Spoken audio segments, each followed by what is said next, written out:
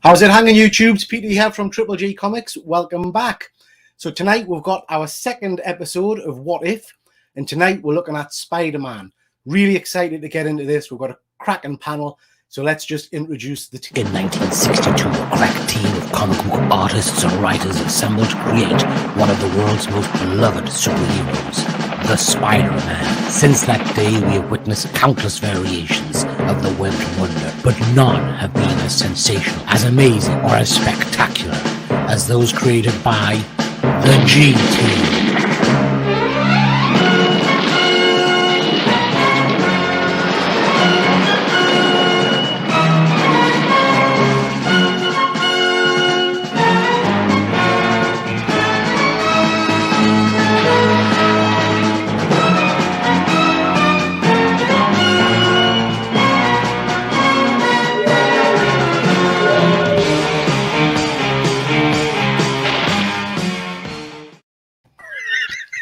Welcome. Peter, you never fail to do Bravo. Bravo. Very good. Amazing. Welcome, gentlemen. Nice to see you all. Thank you very much for joining. Lovely to see you. We'll just start off very quickly with just introductions. So, James, do you just want to let me know who you are? Yeah, Which one? See, first stumble of the night. James T. Sorry. I am James T. Keegan. I do PlayStation videos, and that's about it. Luke. Yeah, so I'm Luke from Hydra Collectibles, where we let our geek flag fly, and we release geeky content every week over on our channel. Tremendous. James Mack. Hi, I'm James Mack from MJ Comics, and I do CGC unboxings and comic-related videos with my brother on YouTube. And Jason. Hi, I'm Jason from Jason Parker Comics. My sidekick Amanda is busy washing her hair right now, but she sends her love, and we tend to do videos, unboxings, go out to little comic shops, and that's about it, really. But we have fun while we're doing it. Tremendous. Well, welcome, gentlemen. We're also supposed to have Ben tonight, but as some of you may have heard, Ben's been in hospital for a few days, so I'm sure you'll all join me in saying we wish him speedy recovery. He is home now, so he's on the mend, and hopefully you'll join him for the next one. So, Ben, you're going to be missed. But he has sent in some videos again, so he will take part. So he's won then. He's won, yeah. He's won straight away. Yeah, straight away. He's fucking with it already. Yeah. Sympathy vote. So for those of you that haven't watched the last show, this is a show where basically we ask our panel to redesign the famous comic property, and this time we're looking at Spider-Man. It's split into different sections, so the guys will get a chance to give an initial pitch, tell me what their version of Spider-Man is. There'll then be a little bit of a drone competition, which is interesting normally, and then they'll have an opportunity to tell us their killer story, so they're kind of their best story. So before we kick into it, we'll just quickly jump into the comments section, see who we've got. We've got VP, hi guys. We've got Fuzzy Dunlop, Daniel, and we've got Ben. So he is still alive, so that's good. Right then, gentlemen, before we move on, I'm just going to try and share my screen, see if this works. I'll just get rid of the banner. What we said last time was that we were going to have a prize, which was going to be a commissioned piece of artwork by the uber talented Chris Avery Stewart, who's done some work. I know he's done some work for you, James, as well, I think, hasn't he? In the past. So Fantastic the winner, artist. He's absolutely incredible. So the winner gets some artwork. And the winner last time was James T and also Ben. So what I need you guys to do is just drop us your emails your addresses at some point. I'll send these out to you. So these are basically versions of the characters you designed. Ben's version was a Lex Luthor gone wild. So there we have it. These are all on Superman and Metropolis covers. So that's Lex, who's gone a bit bonkers, as per Ben's story the last time. So a tremendous story from Ben. James, do you want to remind me what yours was? Yeah, so mine was a samurai Superman in feudal Japan. I have to say, I love this, and I was very tempted to keep this because I love it so much. Oh, that's amazing! Oh, that's awesome. That's That's cool. so good. A tremendous. love Sorry, it. did you say that was for me or for James too? No, afraid not. Mate. You'll have to win tonight. You'll have to win tonight to get one. So that's, I think that's a fabulous That's awesome, image. yeah. Really like that. Now, I did feel slightly guilty, and I've only done this for the first one, but Luke looked so disappointed that his didn't win that we got his done as well. Hey! Nick Cage and Superman. My eyes. I love it. So I love Miss that. Peggy. That's tremendous. Oh Jason. my god, that's great. Remind me, Jason, what yours was? It was me in a bin bag, wasn't it? But yeah. Mine was pretty much a take on Dracula, I suppose. Yours was an invisible vampire, so you've just got a blank cover. Blank cover. Yeah, Yeah, exactly. One of his powers was invisibility. Oh, Jason, I couldn't do that to you, mate. I couldn't do that. Oh, there we That's are. amazing. Yeah, Jason's Super invisible Dracula one vampire Superman. Yeah. I love that. Thank you. Like I said, Chris is a tremendous artist. He's going to do the prizes for all these shows for us. So whoever wins tonight will be getting their version of Spider-Man. And guys, I'll send these out to you. So tremendous work. Amazing. Thanks, That was man. Well Now- done, guys. Last time we talked about Superman, it became pretty clear pretty early on that nobody knew anything about Superman. So what do we know about Spider-Man? Are we a bit more familiar with him? Yeah, I've never heard of him. He's the greatest, isn't he? Yeah. Nobody holds a candle to him. He's the best superhero ever created. So, first appearance, AF-15. Jason, you'll have a few copies of that, no doubt. loads that are stacked up against my Yeah. ball mates. Yeah. I know that's the one Luke's been dreaming of for a while. Big money Amazing, book yeah. these days, isn't it? What's that normally going for? About 30 odd grand, I think, the last copy I saw sold for. It's crazy. Yeah. Easily, yeah. Did Well- the 9.6 go for like 6 million or something like that? Yeah. It was Dollars. just eye watering, wasn't it? It was absolutely eye watering. So Spider-Man, all the agility and stuff, the powers he's got there. We've got on the side of there, super strength, ability to climb walls, spider sense, his agility. And this is a weird one. And Luke, I don't know if this featured in one of your videos recently, but during one storyline, he developed the ability to put little kind of pincer things out of his hands. I don't know if anybody's seen that. No, no, I have not. Yeah, so that was during that doesn't ring a bell with me. So it was during the storyline when, is it Morlo, whatever you call him, killed him? He became Right, the yeah. other. Moreland, yeah. Yeah. I've done a video about that recently. I don't remember those Yeah. little spinster things coming out. Mm. Little spinster things doesn't sound very frightening, does it? The little ladies. Yeah. So he's got all kinds of powers. Fantastic rogues gallery. I think we're all incredibly excited, aren't we, to see what's going to be happening in the new Spider-Man movie. We know there's quite a few of these coming out. Favorite villain, guys? James T? Mysterio. My favorite, after the Joker, my favorite villain ever. Ironically, though, my favorite story with him is a Daredevil comic, Guardian Devil, Kevin Yeah, I Smith. love that. That was my Kevin favorite. Smith. Yeah, it was a bit surprised at the end, like that was him in it. But yeah, I love the design. I was gutted that we never got like properly a Raimi version of it. But I think Yeah. Jake Gyllenhaal did a fantastic job in the role. Anyway, Yeah, I thought he was tremendous in that last Spider-Man film. And I hope we've not seen the end of him. I know we've spoken to us guys before about some of the theories for the next film. I'd love to see Mysterio come back. Luke, favorite villain? Favorite villain and favorite Marvel character, full stop, is the Lizard. Not a big fan of his portrayal in the movies, but in the comic books, he's right up there. I love that Jekyll and Hyde persona. Everything about it, I just love. Yeah, I don't think they did him justice in the films, did they really? No. Yeah, and he's in the next movie, we know, so see what happens with him there. I was hoping for a redesign, but based on the trailers, Same. it looks like they're keeping the It's the exact same. same. maybe he'll level up or something. In it. Yeah. He needs, Have he you needs seen a that? snout. He needs the lizard needs a snout, and he needs the Too lab rounded, coat. isn't The it? lab It's coat. too rounded his head. Have you seen that clip of Jonah Jameson referring to him as a dinosaur? Yeah. Dinosaur. Was that a dinosaur? Jason, favorite villain? Dr. Otto Octavius. Oh, nice. Yeah, Seeing him in Spider-Man 2 was absolutely incredible. And of course, Sam Raimi did his magic with him. With the I remember the scene when they had him on the operating table. They tried to remove the tentacles, Yeah. and the Yeah. chainsaw came out, and it was just bedlam. And when you consider that was like a 12, it's pretty probably for me one of the darkest moments. I of was the darkest 7 film. and it scared the shit out of me. Yeah. But I loved it. Yeah. I still loved it. Like, I mean, I remember going to see that and thinking, how's he getting away with that? Because it was very Evil Dead, wasn't it? Yeah, it was. Yeah. But it just came so unexpectedly in a Spider-Man film, I think. Yeah, you I thought didn't it was expect superb. it. But Superb. obviously, with Sam Raimi on there, he's going to find a way to stick things in. And, you know, I have to say, Alfred Molina played a fantastic part in it as well. Yeah, But yeah. even watching the cartoons in the 90s, you know, having, and in the 70s with Dr. Otto Octavius, it was just great seeing him and his arms going everywhere. Fantastic. Yeah. James Mack, favourite villain?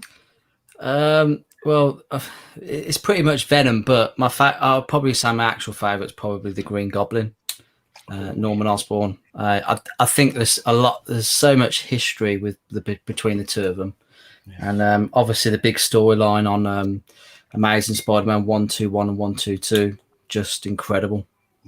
The death of Gwen Stacy is just. We've spoken about this before, and I think I'm on the minority here. Did we like the portrayal of Green Goblin in the first Spider-Man? Because he was just too Power Ranger for me. He was. Love it. Absolutely. I loved him. One of my favorite villains in any movie. Really? It's a Jason, cartoon world, you know. It fits with it, I think. what do you think, Jason? Dafoe, come on. I like the portrayal. And again, Willem Dafoe, he's great. I think he's great actor.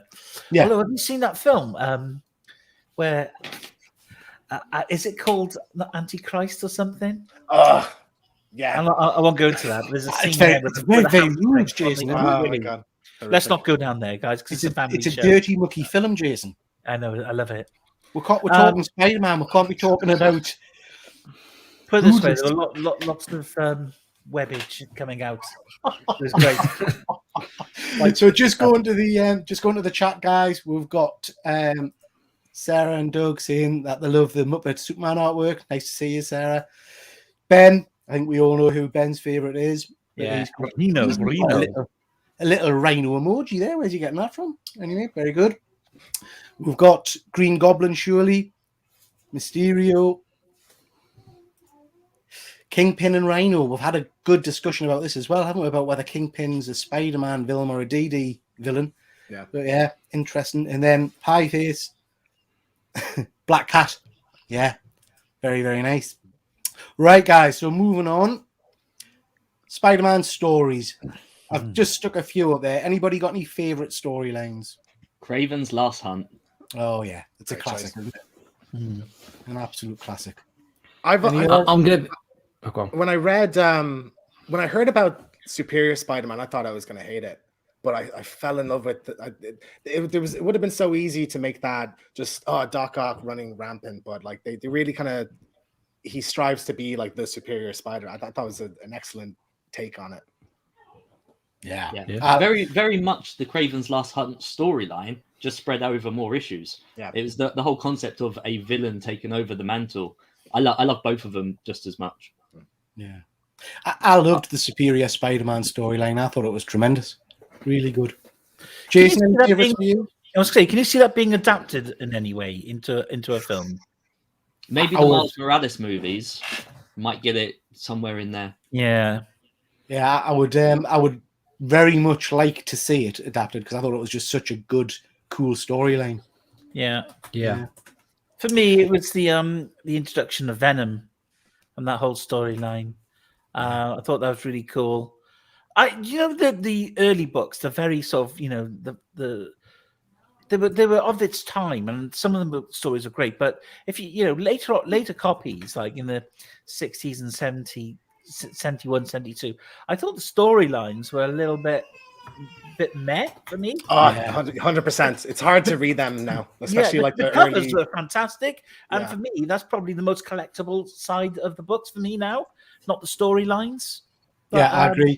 I agree, Jason. When I go back and again, it's I think a lot of people disagree. And Luke, your collection is very early Spider-Mans.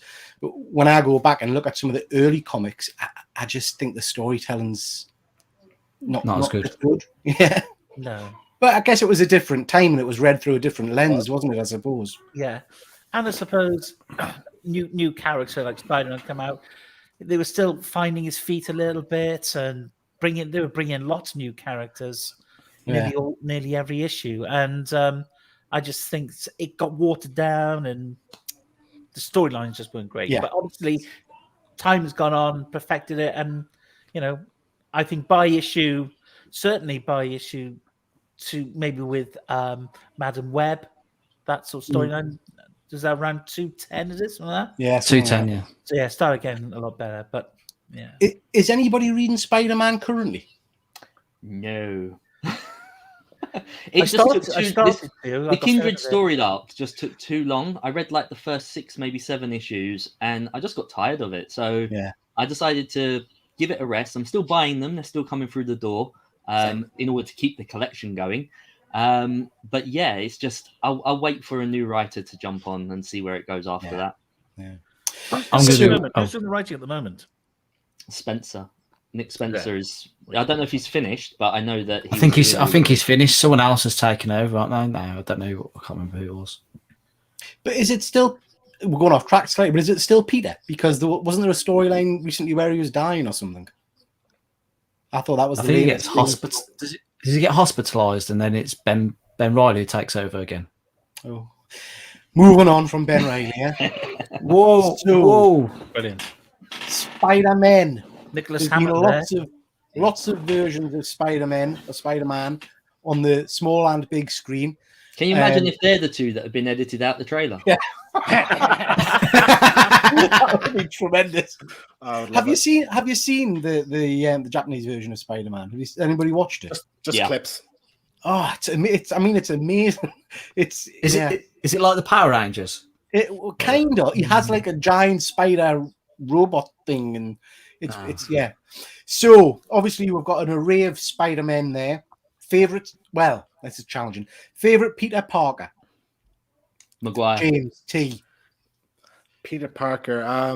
Yeah, Maguire. I think Maguire's my favorite for both, but I think a lot of that is nostalgia. Like I would argue that Tom Holland is probably objectively the best one, but I just have such an attachment to Tobey Maguire. Just Toby. I pick him anyway. Yeah. Luke. Yeah, Maguire for favorite Peter Parker. I noticed that you're splitting this up, so I'm going to say for Peter Parker, it's Maguire. Jason.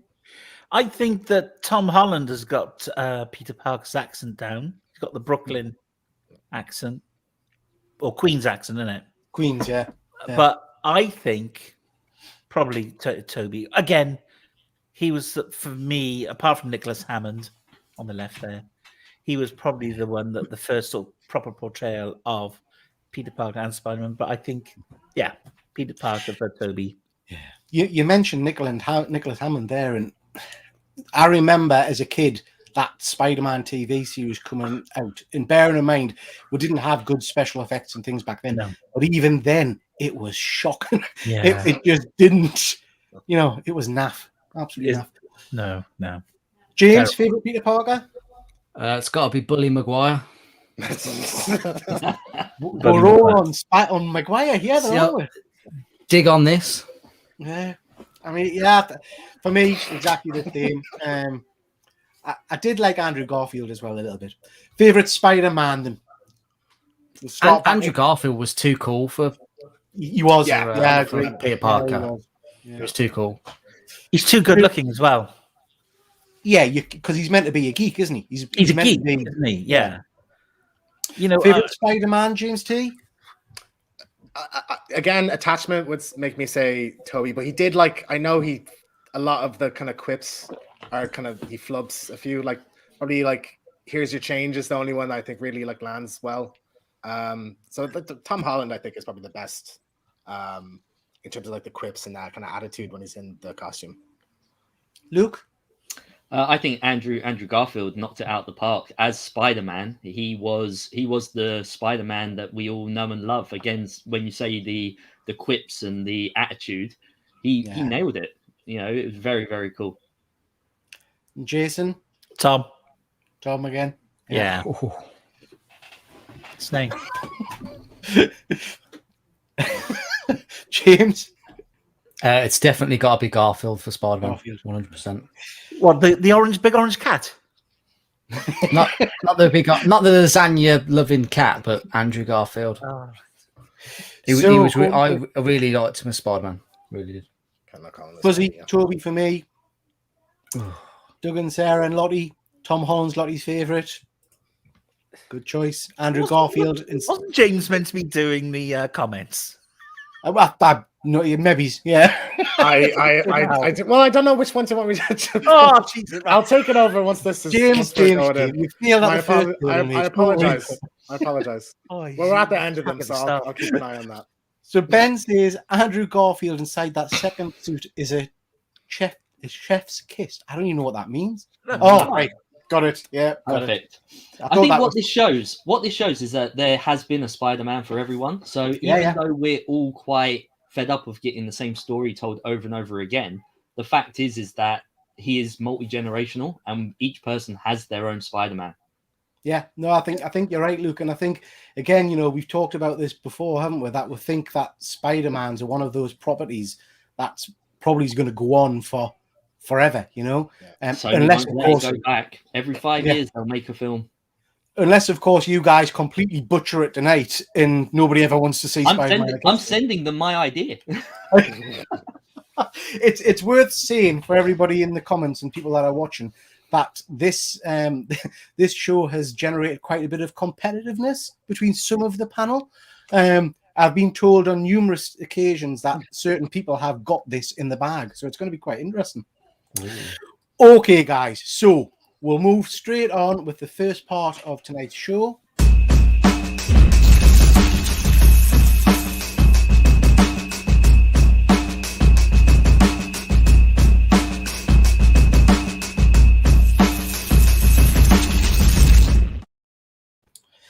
And I think it's only fair because he's not here that we go straight. Oh, well done, James.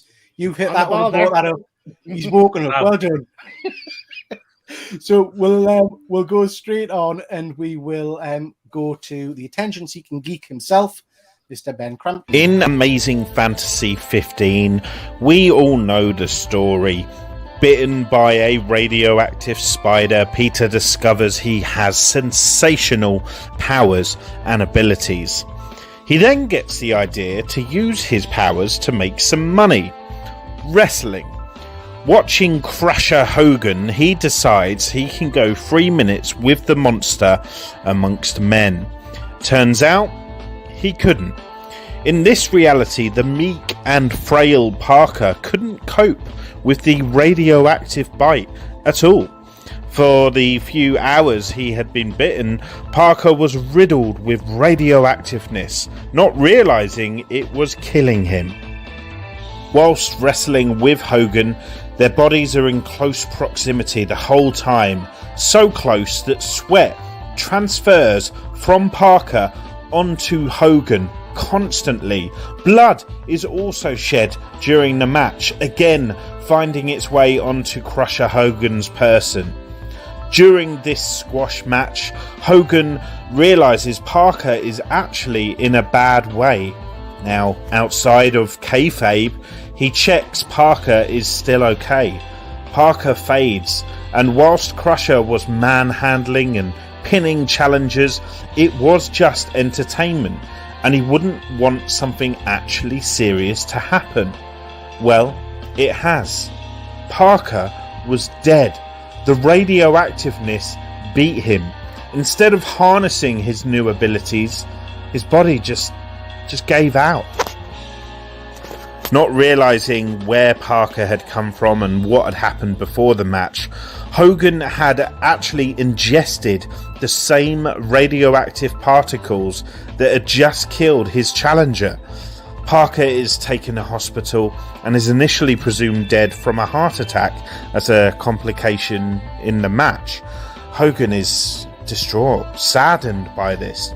Whilst he plays the part of a heel, a bad guy, making his money slamming strangers to the mat and pinning them, he was a sensitive and creative man. He's grief-stricken, worried that he played a part in Parker's death. He hits the bottle, hits the bars. As is always the case with big guys, people can sometimes see it as a challenge or a thrill to pick a fight with such a man. Two drunken idiots start a scrap with Crusher Hogan, who can handle himself on the best of days. But tonight, he lifts both men at the same time, one in each arm, as if they were tins of beans. He launches them through the bar wall and flees the scene with this incredible agility before scaling his apartment block's building with his bare hands as anchors. Crusher Hogan has become Spider Crusher. Spider Crusher. Sounded better in my head. Oh man, Well, the a journey, that was one. incredible, isn't it? That went really dark. Ah. But then So yeah. Be- So to Ben's summarise, amazing. Am I understanding this right? So to summarize, and Ben's in the comments, so we can answer any questions. Basically, Crusher got doused in Spider-Man sweat and Blood. Jason's given up. Well, interesting. What did we think about that, chaps? that's a That's hard brilliant. one to follow. Yeah, Yeah. it's funny, Right. isn't it? Yeah. He's got an amazing imagination. It's something I would never have thought of. Yeah, to take such a minor character and make them the focus. Like, you just wouldn't think of that at all. Yeah. like the Crusher. Yeah, the name is not quite, but still. I don't think we've seen that before, have we? I've never seen anything about the wrestler before. No, such a minor character, really, but bringing him to the fore, big time. Yeah. Yeah. I'm more of a Tremendous. Bonesaw fan, personally, but Crusher's still cool. Okay, guys, so let's keep that one in mind. We'll go back to the comments in a little bit to kind of see people's thoughts. But Luke, shall we start with you? Yeah, let's follow that. Okay, so it's very hard to find a what if Spider-Man story that hasn't been done before. And unfortunately, due to the Spider-Verse concept, almost everything has been done. All but this. Marvel, if you're listening, which I'm sure you're not, you can have this one, because I'm going to turn the Peter Parker Spider-Man story on its head. So our story takes place in an apocalyptic world where our hero, Ben Parker, searches to end the violence which has befallen the world after his nephew, Peter, was bitten by a genetically modified spider. Flashbacks show that Ben was actually the one who took Peter to the exhibit, and so therefore he blamed himself for what has occurred. After first being bitten, Peter's animal instincts took hold, and he sought to do nothing more but feed and breed. The weeks passed, and Peter began to go through physical changes before finally transforming into a fully mutated human spider, killing his Aunt May and fleeing to nearby woodland. It is at this point that people thought it was over, but soon the city found itself infested by the creature's offspring. Very cool. Yeah. Different. Again, Like quite dark.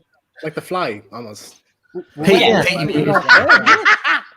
It is the fly. Sweet. He ate his Aunt May, is what we're saying. Yes. And where does he lay his eggs? Oh, He was feeding and breeding. He was out there. Wow. interesting. Did anyone else get strangely turned on listening to that? Slightly arousing. Yeah, slightly arousing. I like your ideas, James. I like your sorry, Luke, I like your ideas. It sounds very dark. I would read it. So, shall we go to James T next? So, like Luke said, there is so many different versions of Spider-Man. It's tough to come up with an original idea. So I actually took a little bit of inspiration from Luke's pitch last episode. And I'm not just talking about Muppets, but Luke did something that I didn't think about, which is that instead of pitching like a comic book character, he pitched like a specific project, which was, I thought, an excellent idea. So I thought I would do the same, but rather than tell you guys, I thought I would show you. So get your popcorn ready. An interpretive dance. Because Oh, God. Here we go. Trailer. I feel so underdressed for mine. and let's go. That's it. Next time I'm filming a film. Can I come in? Yeah, just give me a second here. 2 seconds. I wonder how many copyright strikes we're gonna get. And I realized that was never going to be normal. Yeah. I have to tell you something. It might make you angry.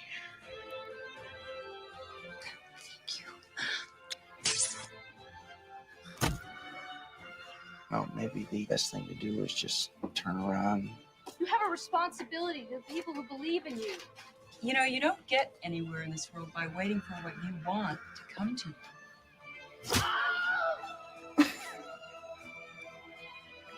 Starring Christian Slater, Marissa Tomei, Nicolas Cage, Arnold Schwarzenegger, and Sigourney Weaver as Norma Osborn. New Line Cinema presents, based on the character by Marvel Comics, Spider-Man.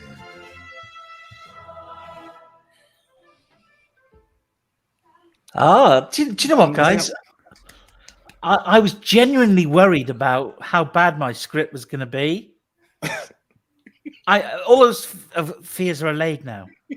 So was yours just the recasting of Spider-Man?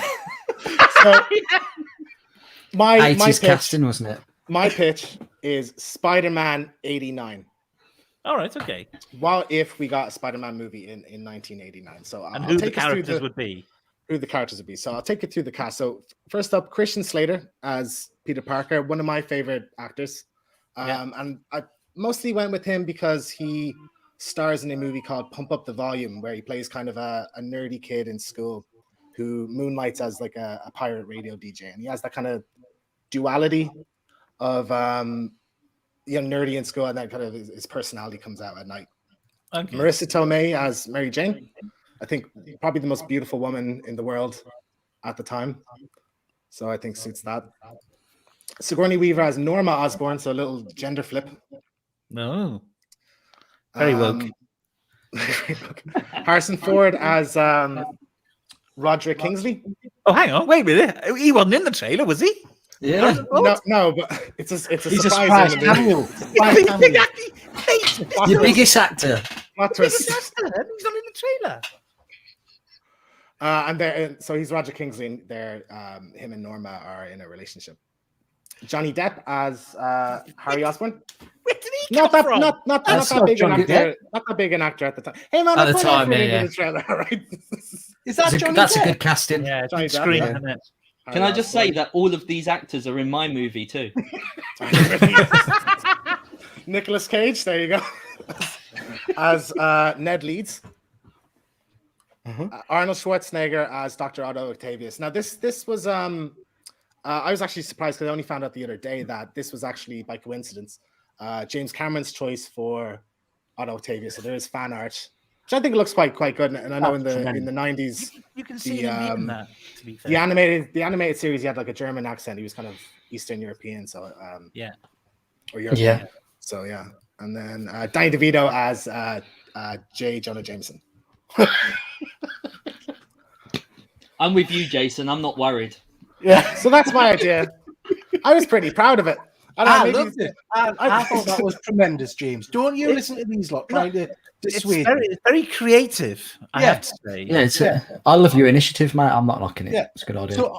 So just to clarify, you're sticking with exactly the same story, just you're changing the characters. No. So I'll do the story in the last segment. I'll go through what the story is and how it ends and everything. Can I just say I am incredibly impressed with how much time and effort everybody's putting into this. Wait now.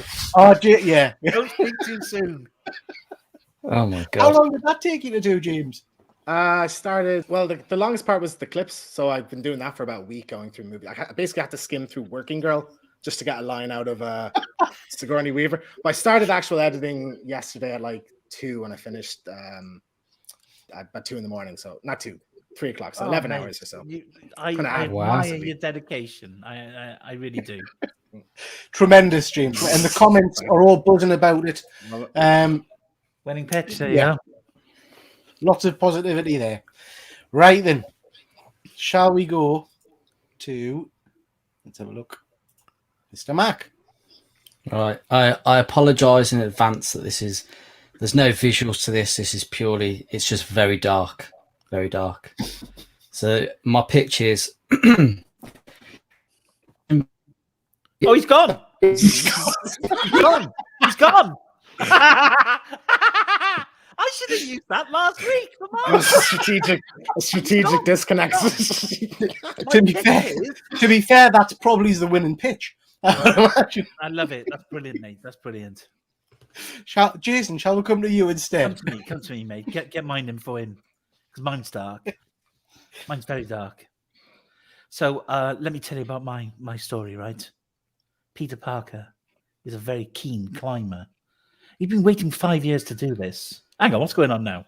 Give me back on And me. so, Go away, that's go what away, he do does. mine. Yeah, you've missed your chance. You've missed your chance. Go away. Well, Jason's just started his, James, so we'll come back to you in a minute, mate, all right? No worries.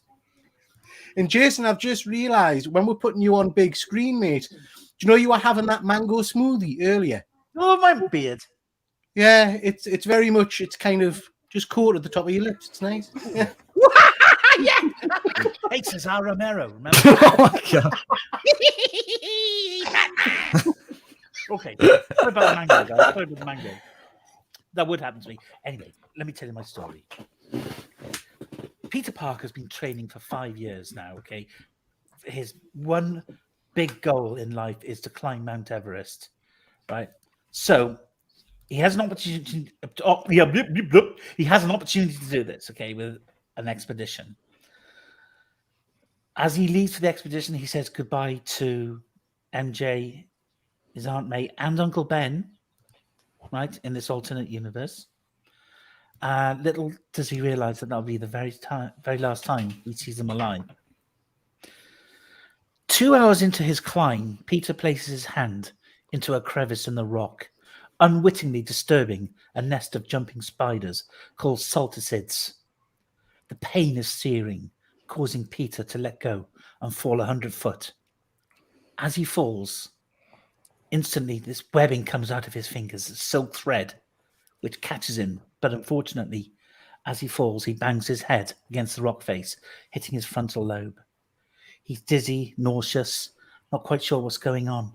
Suddenly, he leaves his body. He comes out of his body like a out-of-body experience, and he looks down on the mountain, and he sees all these apparitions. He sees 310 apparitions all pointing at him, and these are all the fallen who died and succumbed to Mount Everest. Look it up, guys. It's actually 310 people. It works. So he's going, what's going on here? These spirits are pointing at him, and they're saying, Samael, Samael. Okay. Anyway, cuts 2 months later. He's back home, and Peter Parker cannot take any more loss in his life. Things have happened. Strange things have happened. Anyone that he gets too close to just dies. He's riddled with guilt, wishing that he could do more to save people. The violent deaths of Uncle Ben and Aunt May following a burglary gone wrong left... What was that dong then?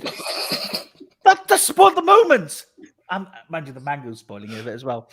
Okay, where was I? Right. The images of their throats slashed from ear to ear haunts him every day. But the one that hit him hardest was losing MJ. He found her headless torso lying in a dumpster in New York City. Using his newly acquired powers, he sets out to find the killers. Revenge is on his mind, and he won't rest until they're caught. He now has the ability to see more than the human eye can. He has tetrachrome vision and UV vision. It's true, jumping spiders, salticids have this, right? It's true. And this allows him to see apparitions from another realm. I'm going to leave it at that, all right, for now. I don't think you need any more. That was tremendous. Tremendous. I felt the emotion there, Jason. I felt the emotion. Mango. It's a mango. Yeah. What did you guys think of that? So everyone he gets close to dies, but that's because of some other killer that he's hunting, not him. Well, I don't want to spoil it. Spoilers, Luke. I don't want to spoil it. I thought it was just a gaping plot hole, but No, it's a massive plot twist. Should I just tell you? What? No, Don't tell save me it yet. for the Tell me. next won't part. tell you, I won't Save tell it for the you. next part.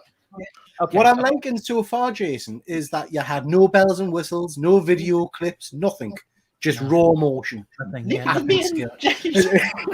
Yeah, but nothing. But Right, I think James. that deserves We a shall vote. come to you next.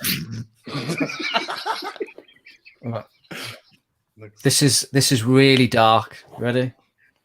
Can you hear me? Okay. No. Yeah. No, you can't. Yes. Or you can. Yeah, Right. So my pitch is: imagine Peter Parker is 30 years old. He's happily married to MJ and has a beautiful daughter. He's worked with the Daily Bugle for the past 10 or so years now. He's not really achieved much in his career, but as we all know, he's been Spider-Man for a fair few years now. Peter is in his prime. Fighting crime has never been so easy. He has seen villains come and go, and world-ending scenarios seem to be every other week. It's coming up to the 10-year anniversary of Uncle Ben's death. It's a difficult time for Peter and Aunt May. On the eve of the anniversary, Peter discovers a bombshell of information that shatters his world. His uncle, Ben Parker, was not the man he thought he was. The police have been investigating old cases of women being attacked in the city over the period prior to Ben's death. Eyewitnesses, descriptions, and now DNA evidence have linked Uncle Ben to these attacks. The police want to speak to Aunt May. Peter, thinking this is all just a big misunderstanding, can't believe that this is the man that taught him with great power comes great responsibility. Then Peter hears 8 words from May Parker's mouth which completely rocks his world. He's not the man you thought he was. Peter implores his aunt to help out with the police investigation. He above everybody else knows they have to do the right thing, but at what cost? With Peter's world rocked, how does this affect his relationship with Aunt May, and how does this affect his role as Spider-Man? It's a bit pretty dark. Tremendous, James. I've just muted the rest of the guys, so if he's going to unmute, we've got a bit of static back there, James, when you were speaking. But we certainly felt the emotion of it all. I think tremendous. Another superb story. What do you think, guys? I Really love good. that one. Absolutely love it. Yeah, the idea that Uncle Ben, your stat, it was so good. Static's I really didn't want to interrupt you. Do you know what I'm trying to think it's these? Yeah, that's better. Brilliant. James. Like the idea that Uncle Ben was a bad guy, I think it's a fantastic idea. Yeah, it's great. It makes him kind of question. Hey, my Uncle Ben's a badass. Doesn't matter. Yeah, I really So love that. I didn't hear any of that. Right. Okay. So we were saying it was awful, mate. Yeah, I bet it was. Yeah. We liked it. We really liked it. Yeah. That was, I mean, we've had 5 very different versions. You know, we started off by saying everything that could be done about Spider-Man's been done, but 5 very different versions there. I thought they were all absolutely tremendous, all very, very different. Loved it. Comments are jumping. There's loads of good comments. I think I'm on it. I'm on it, Peter. Way ahead. You're on it. You're on it. I think people are really interested in the storyline. So superb. Right, guys. So I'm just going to jump onto the other section, and we will start with.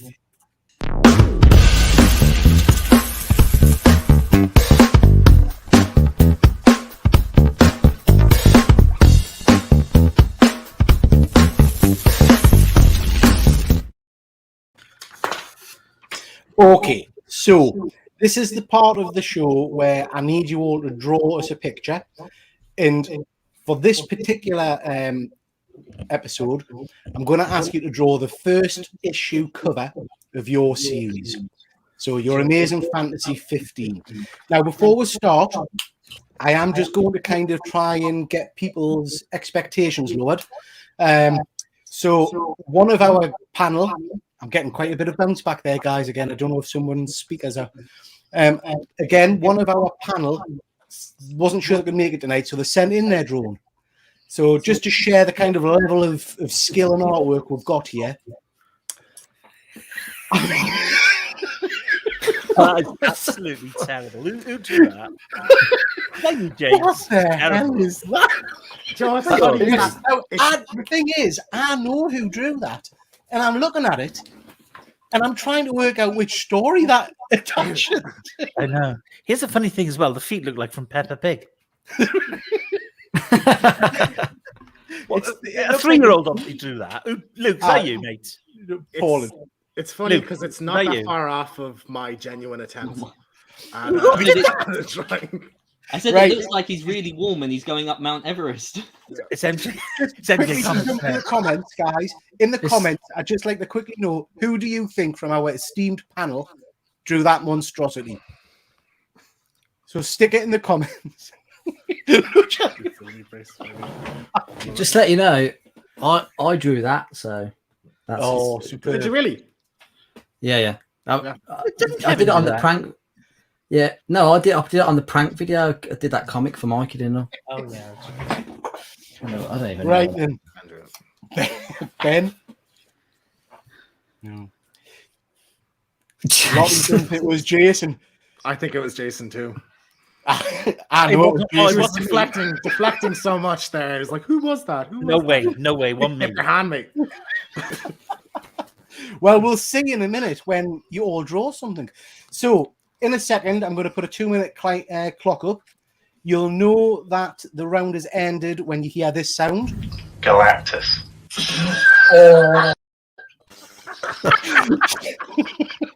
So, if you got your pens and paper ready, I want your first cover. All right, and we're off. Okay.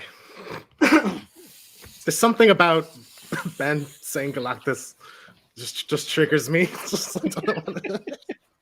James that has was given like, up. that was like the Oh, most Luke's given up. giggles. That was like the most giggles I've gotten.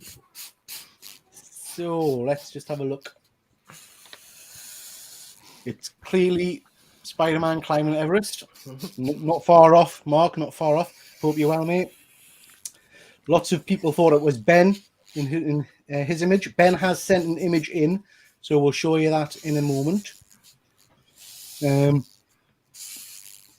Lots of comments on James' impressive static voice that came through before. Incredible. What was that? I don't know. It must be having Do it problems. again. Show again. Who's got the echo? I don't know. Is it definitely me? Yeah, 100%. Yeah. I hope you realise it's distracting me from my drawing. I don't have much time to draw now. I got echo cancellation on, guys, so I don't think it's me. Just checked. Right. Yeah, when I mute James, it goes away.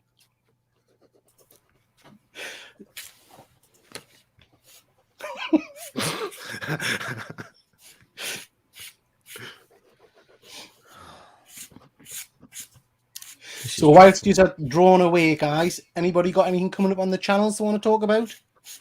Check out Not mine while I'm and drawing. Peter's He-Man review. Yeah. So we did that on. It was Friday, I think, Luke, wasn't it? It was, yeah. Yeah. If anyone hasn't seen the latest second half of the He-Man series, really encourage you to go and watch that because it's absolutely tremendous. Right, guys. Galactus. Pens down. Hang on. Finishing touches, Fucking awful. Jason. Finishing touches. I know you like it to No, be. this is perfect. this is cheating, right? I kept going. You all kept going when I went last time. He's got extra time. Bullshit. Drop the pens. Believe me, it makes no Drop difference. the You goddamn do the pens. artwork, right? But So, well, you might have just to seen show some you, artwork, guys, Ben, because he was in hospital, obviously couldn't draw something and send it in, or some excuse. So he's put this together and sent it through. James sounds like Ultron. So that's Ben's first appearance, first issue Very cool. with Crusher Hogan. Pretty cool. 2 minutes. Like that. You did that in, is it? What? So 2 minutes. Jason. You got. Hang Jason, on, you've I've got to got to draw. draw my Comics Code of What did I Loyalty draw? badge. So, Jason, just before we move on, when you thought you weren't coming on to the show, you did send this image in, which is pretty impressive. Thank you. Yeah. That's pretty cool. Yeah. Pretty cool. So hang on. Let's make you big, Jason, then you can show all your artistic work. We didn't have much time, to be fair, do we? 2 minutes. It's not enough. Well,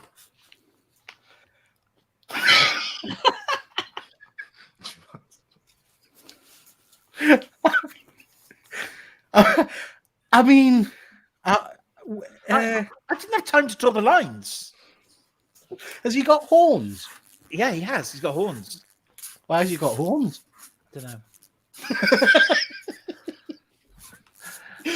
Tremendous. I like that. Luke, he's still going. Hey, James T, I notice you're the only one that stopped, mate, and everybody else is still going. I play fair. That's why. Right. Hang on, Right. So Luke, what we got? Making again. sense of Oh, pen. look at that. There's no way you did that. There's no way you did that in 2 minutes. He just coloured in the It's even coloured in. It's not coloured in. They haven't finished colouring it in. It's just a green. That Right, is phenomenal. That's not 2 minutes. Absolutely phenomenal. That's amazing if that's 2 minutes. Very good. Luke, sorry, James, I don't know what's going on with your AirPods, mate, but you are slowly turning into Ultron. Yeah. I think what it is, your microphone is going through your earpods, maybe. James T. Keegan, let's have a look and see what you've. Is that better? Yeah, much. Yeah, much better. That's it, mate. So I would say like embarrassing is probably too light of a word of my performance in this segment last time. Humiliating, I'd say.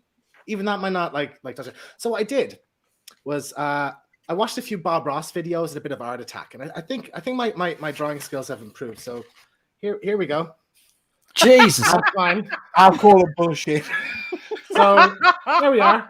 2 minutes. Like if I would have got the colors a bit better, I think if I had a little bit more time. If you hadn't run out of ink. I think exactly. Pens these days they just don't have enough in them, you know. So there we go. Like I'm 90% there. I think it's all right. Bob Ross, he works magic, I tell you.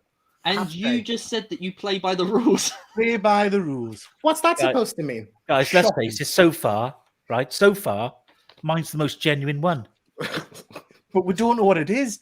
It's like a bowling pin with horns. It's the back of my jumping Spider-Man.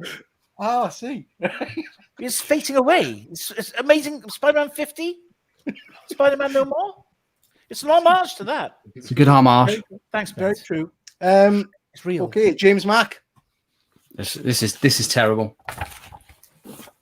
So it's called Spider-Man Close to Home. Oh, I like it. That's supposed to be Uncle Ben in the reflection of his eye, but it's dreadful. No, it's good. I like it. Gets the image across, I think. Yeah. Right, guys. Can everybody just hold your pictures up so the audience, if we've got one, can have a look? Tremendous. Jason, I'm aghast at yours, mate. It's superb. It's 2 minutes plus a minute of that, right? Was trying to put up with James's interference. Yeah, sorry about that. Is that what that was? I was trying to put you off. Tremendous. So quickly jump to the comments, guys. See what people have guys. put in. Bear in mind, this was 2 minutes. 2 minutes, yeah. Imagine what I could do with 2 minutes and 10 seconds. I went for the Pence issue. You know, Yeah, since we're in the UK. Very good. Fuzzy says that. Jason's in a huff. He's gone. I'm just going to answer the door. All right. Jason's looks like a 10-pin bowling pill. Yeah. Ben, those drugs from surgery clearly haven't left his system.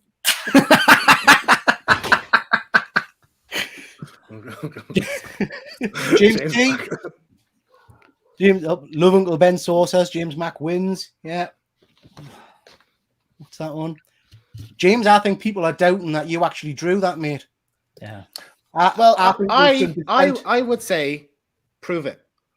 That's all I have to say. Prove it. And I'll see you in court. Tremendous. Right, guys. So, what have we got next? Let's just, I'm still. Jason Van Gogh. Jason Van Gogh. Yeah. Okay, guys. Next round.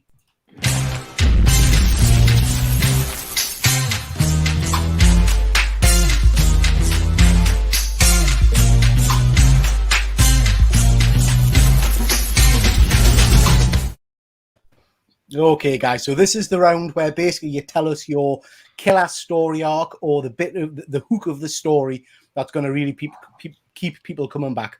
And we'll start off again with Ben. It's not long before Crusher Hogan decides he needs to research exactly where these powers came from. It eventually leads him back to the laboratory that Peter had initially visited as a student, where he was bitten by the radioactive spider. Turns out, meanwhile, at the morgue, Peter's radioactive blood samples had prompted another person to conduct the same research. That person? Bruce Banner. Both brutes punch their way to the top of the totem pole, trying to find out exactly who is responsible for these radioactive experiments. Both are shocked to learn that the person that holds the keys to this radioactive kingdom is the greatest scientist known to man. It's 1962, and the greatest scientist known to man is none other than Reed Richards.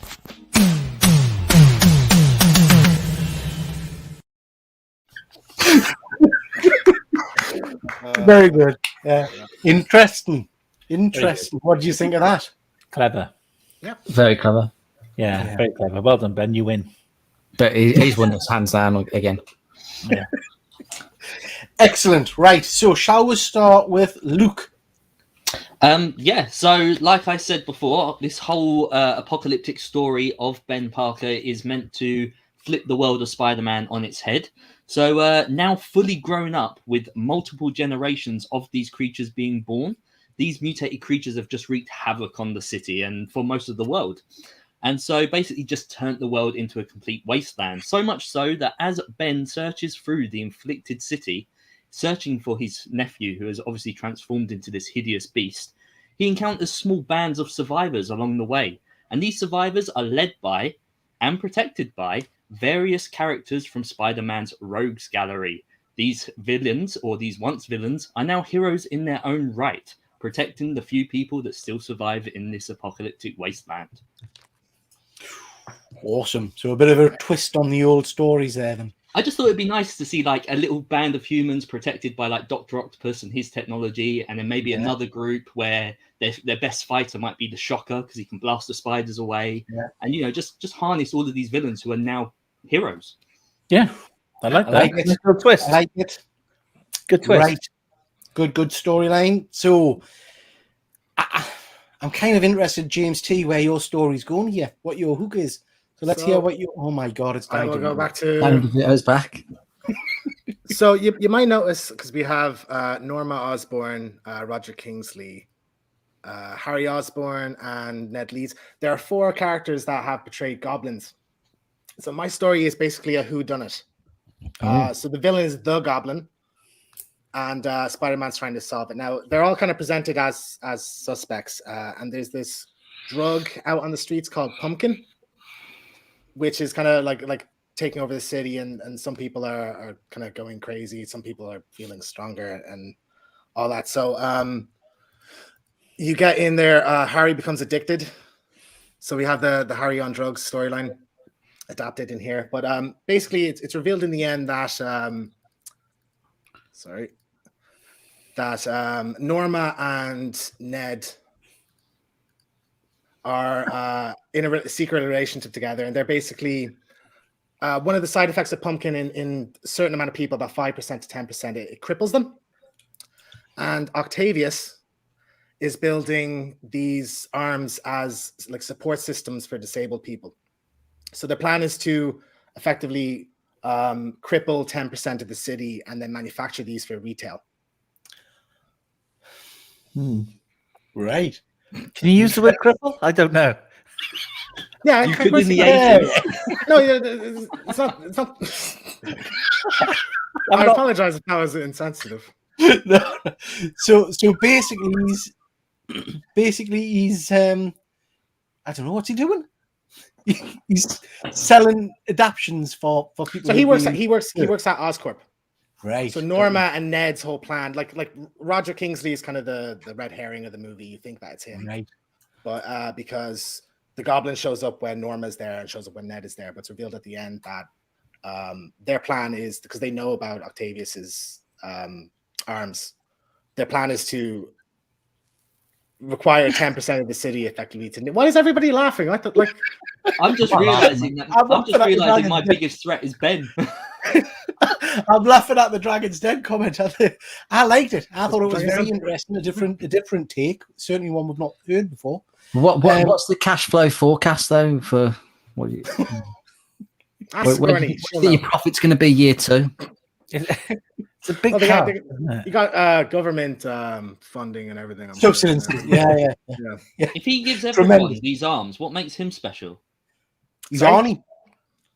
Yeah. Well, at the end of the I forgot one thing. At the end of the movie, because the arms get fused to him. We have at the end of the movie, him showing up at the door for a date with Aunt May. So that leads into the sequel where he'll be full on. She looks dead there. She does, doesn't she? No, some 60s artwork inside the book, doesn't she? She's dead in Luke's universe. Yeah. Tremendous. Thank you very much, James. Very interesting. Again, a very different take on things. James. Shall we go to James Mac? Yeah. Luke. Sorry. Click on that. There we are. Again, apologies if this is dark. So my hook is Peter is no stranger to grieving. He's lost his parents. He's lost his first love, Gwen Stacy, and he's lost his Uncle Ben. The very catalyst to him becoming Spider-Man. But this is different. He feels betrayed. He feels the very foundations of his life is a lie. The man he looked up to as a father, admired and loved, was a monster. Peter avoids talking about his feelings. He invests all his time in his work and being Spider-Man, leaving very little time for family. It's a bad time to be a villain going against him, as Peter is very unforgiving at this point. It's almost as though he's wearing the symbiote suit again. But soon it reaches breaking point. Peter is exhausted, physically and mentally, with crime at an all-time low due to his endeavours. Peter has nothing to do. He's left alone with his thoughts to think about his issues. Day by day goes. He feels nothing. He is numb. When he's with MJ and his daughter, he is present, but he's not there. His mind wanders. He can't escape this crushing feeling. Everything is surrounding him. He goes to see his Aunt May.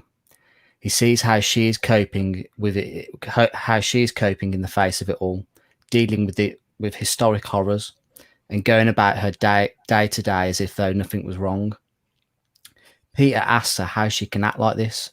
She explains to Peter it's because of him. She's protected him for years from the truth.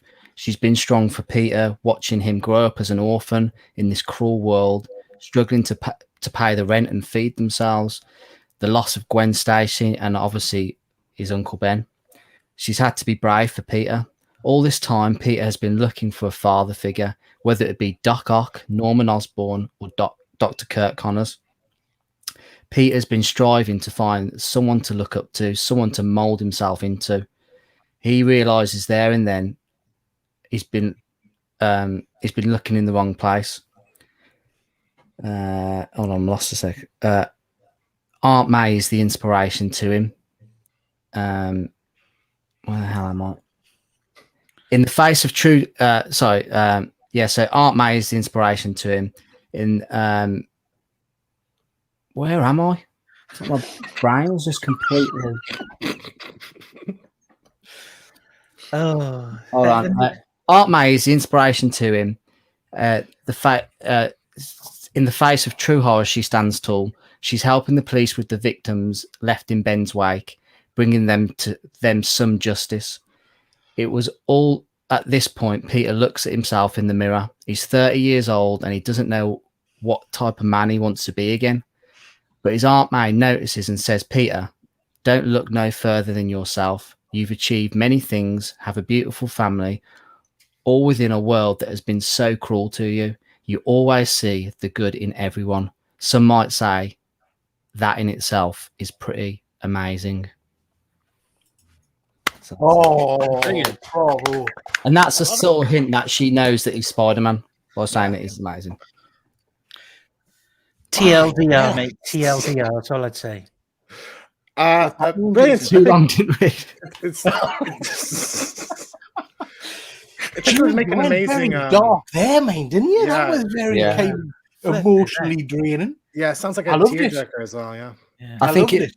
I think what ultimately what the story is to highlight is that like men don't talk about their feelings; they bottle things inside, and like again going a bit dark, but like suicide rates are very high within men under the age of 30, and you know like 75% of suicides in the world are like men.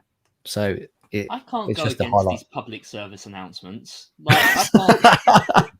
But yeah, it's all about How can I beat fighting mental depression health and like So you can't play that card. God, James, that was very deep and very dark, and I loved it. I thought it was tremendous. So, Jason, are you gonna lighten the mood, Jason? Or Please. Well, my story was going to end with my jumping Spider-Man going for a wank and a cry. Right? But I can't do that now. I've got to compete. So here's my new ending. Obviously, Spider-Man now has these newfound powers where he's able to communicate with the dead, or at least see these apparitions. And he actually gets to see MJ and his Uncle Ben and Aunt May standing at him, pointing at him and crying. I think, you know, I want to help you. So he sets up mission to try and solve who's the people that's going around killing all these people that he loves. He soon comes to realization, cut a long story short, he's staring at the mirror and he is the killer. He's the one that's killing them. Right? I don't know why, but he just is. Now, listen to this. I wrote this. I thought it was rather poetic. Peter feels isolated and alone, but he takes small comfort from the voices that are in his head. They are his companion now. As time goes on, the voices become the driving force of what will make him do unspeakable acts. That's it. What's happened to you lot? You've all become like mine's an action-packed horror movie. Like, it's like this is tremendous, honestly. Yeah, what I tried to do is I did a lot of research on these salted kids, or salted kids, whatever they're called, jumping spiders. These are true, right? Honestly, now the research I've done, they are found in tropical forests and mountainous regions such as Everest, right? So I thought, let's build a story on that. Also, they have they can see things that the human eye can't see, tetrachrome vision and UV vision. I thought this would be great to use these powers that Spider-Man could have. And the 310 apparitions, there were 310 people that have died so far on Everest. So I really researched this. Do you know what, Jason? Let's be honest. Last show, you put zero effort in. I think that's fair to say. That's fair to say. You know, this show, you've brought drama, you've brought excitement, you've done research. It's impressive. It really is impressive. I brought some amazing artwork, mate. Well, let's not go that far. Yeah. Excellent. All of those stories, gentlemen, are absolutely amazing. I have to say, they've all, like I say, all bring something different. So let's move into the last round.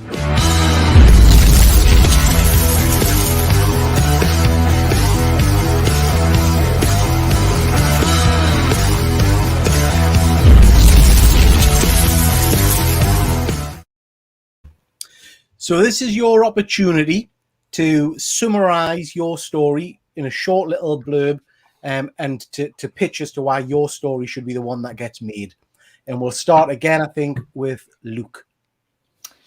It's Uncle Ben in an apocalyptic world with a shotgun blowing up spiders. I mean, it does exactly what it says on the tin. I like my idea of seeing the villains now portrayed as heroes amongst their little groups, their little like band of survivors.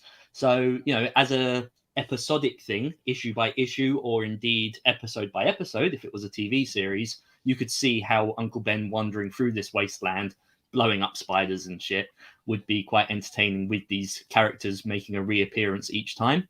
But yeah, Uncle Ben with a shotgun blowing up spiders. That's That's it. That's the pitch. Sold. I'd watch that. Yeah. I'd watch that. I James love T? seeing the spiders blown up. I don't like them, so it's always a bonus. James T. I mean, a lot of people would probably remember the excitement and the anticipation of Batman '89 coming out. So just imagine that, but Spider-Man. And really, all I need is 2 words: Christian Slater. Oh, Fuck you. what? Christian Slater. That's all. All right. That's all I need. Yeah. Very good. Also, I made a trailer, so You did. You You did. did. You made a trailer, pay which for was effort superb. at least. Where's James gone? Is James gone? James gone? Yes. The baby was crying. Oh. So James, how would you sum up yours?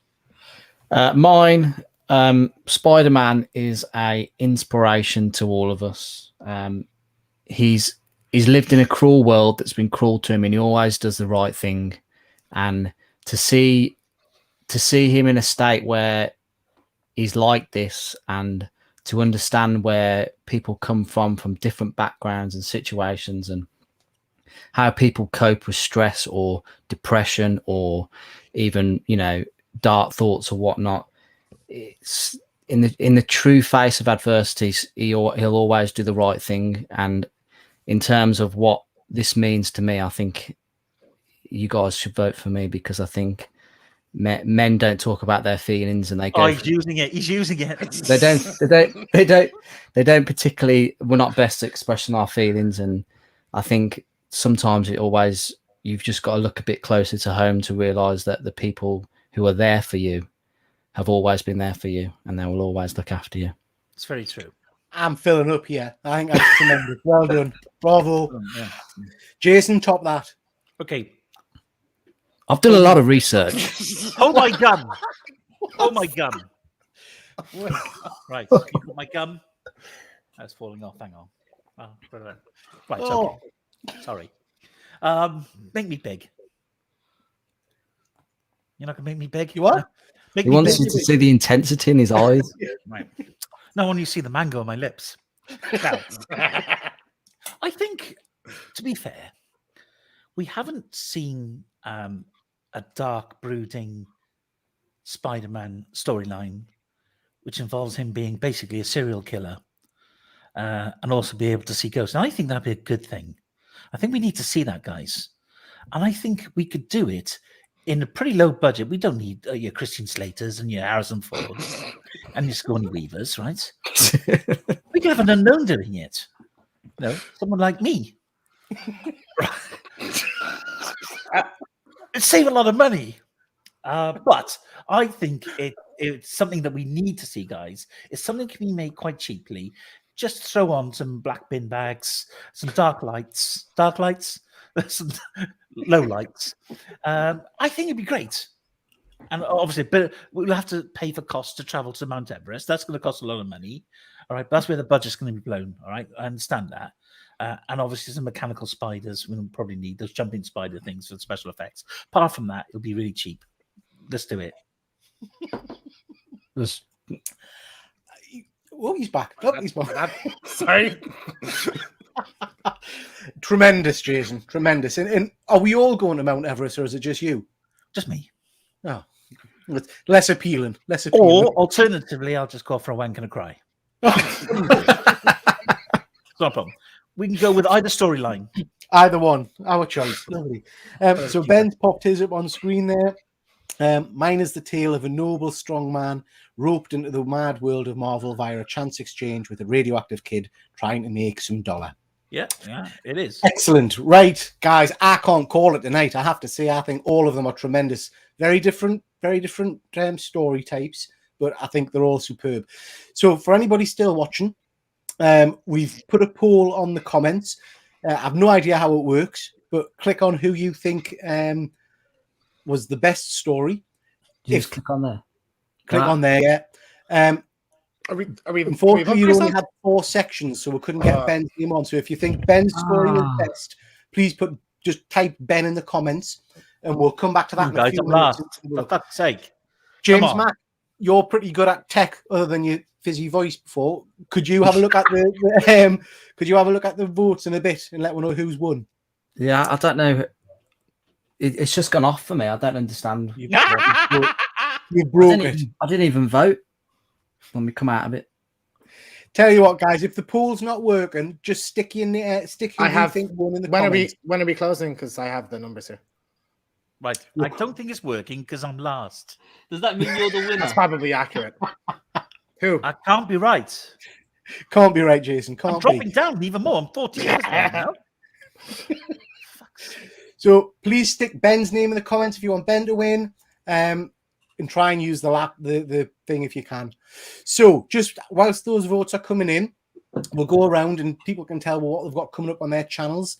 So we'll start with James T. What have you got coming up, mate? Yeah, so I just had my first live show last week. It's called Firefly Chats. It's a Last of Us podcast. So I was with my buddy Ben. We talked about the upcoming HBO series. Next episode of that will be kind of late December. I'm just working out a date on the guest, like a really special kind of semi-celebrity coming on for an interview for that. So I'm not going to give away who it is just yet, but is it Jason? Really excited about that. No, he'd be what's a step under semi? Oh, was it F-list celebrity? Oh, that sounds really interesting. So that'll be good. And I watched your podcast, your last video. It was brilliant. It was really good. Thank you, Luke. What have you got coming up, mate? So right now, people can watch mine and your video about He-Man Revelations. That's available right now to watch. If not, tomorrow morning there is another He-Man video going out. This time I'm taking a look at the mini-series He-Man versus Thundercats, where a lot of similar things occur to what we saw in Revelation. So check that out. Also, next week, I'm actually going to do my New Year's resolution video early because I figured why waste a month? You know, let's jump on, get things started. Everyone waits until January. Let's make those changes now. So be sure to check that out too. Tremendous. Excellent. Jason? I got some amazing unboxings. I've got a CBCS unboxing to do. I've got a CGC unboxing to do. And I've also got my Stackery box has arrived as well. So in the process of filming those, I'll be finishing them off hopefully tomorrow.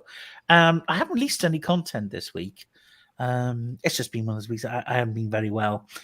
Sympathy vote, guys, please. So some videos coming out shortly, and obviously appearing here and there on different people's live shows. Tremendous. James Mark? Yeah, so we have got coming out on Wednesday, we've got a not quite mint House of Slaughter crate. Oh, yeah. Sorry. Read the comment there, Jesus. Wow. That's comment of the night, I think. Thanks, Daniel. Yeah, so we've got a not quite mint House of Slaughter crate unboxing coming out, and the contents of that box will be a future winner to win it. And we've got a CGC unboxing. Both me and Mikey have got our books back, so it's two separate videos, but they should be good. And they're filmed in 4K as well. Oh, very nice. Get you. If you want to see some 4K action. So I've got my usual twice weekly videos coming up on Wednesdays and Thursdays, unboxings and things like that. We've also got this coming up, which I'm hoping that some of you guys will be able to join me with. So this is after the new Spider-Man movie comes out. We're going to do that on the 18th of December.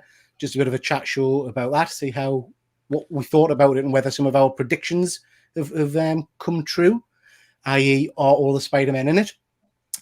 And then for the next one of these shows, the next What If, we're going to do X-Men. So we haven't got a date for that yet, but that'll be the original X-Men. So again, I hope that you guys will be able to join Ben's us. going to win that one because it's his favourite team. So thank you very much, chaps. It's been really, really interesting. Some excellent versions of Spider-Man there. James Mack, have you been having a little look-see at the scores for us? No. Someone said if you go back in, let me just go back in, mate. Right, so we have a winner, and it's James T. Keegan. Oh, it's gone. Yes! Vindication, baby. 38%. Yeah. How You much? just wanted a sketch of Christian Slater. A poster would be amazing. I want to see this. I genuinely, when I was making this video, I was like sad that this movie doesn't exist. James day T. one, I'd be Keegan there. has won. That's tremendous. Well done, James. Love it. I mean, it's not shocking. Really. I didn't come last. Peter can't hide it. I did tell you, like, I got this in the bag. No, you've got multiple bots voting for you, haven't you? I don't. It's Christian Slater. I don't even think there's that many people watching, hoping that you make the film. I don't even think there's that many people in the chat. Who came last? To be fair, Ben might have won because he had I voted for Ben. Hang on, Ben wasn't on the poll though, was he? GP voted for Ben. Well, That's Why 3. wasn't Ben in the poll? Because you can only have 4. You can only add 4. Yeah, you can only add 4. Does it say how many total votes there is? No. I'll Peter, vote for can you Ben check if that? it takes it away. Yeah, there's from been me. 27 votes. Let me Yeah, vote for so myself. that's- Hang on. 37%. It's I mean, chaos. guys, just Absolute chaos. it's okay. Okay, you gave it the good college try. You're suffering defeat, and it happens. You know, it's okay. You'll survive. Right. Well, But we'll thank you go everybody for voting for me. I really appreciate it. I worked Well my done, ass off on James. this one. Well done. Well done. buddy. We'll go with the poll. Well done, James. Let's give Congratulations. it Excellent work, guys. Excellent work. Really enjoyed it. I hope you'll join with for X-Men in a month or so's time. And with that said, we'll just say bye to everybody. So take care. Thanks for joining. Bye now. Bye, Sheila.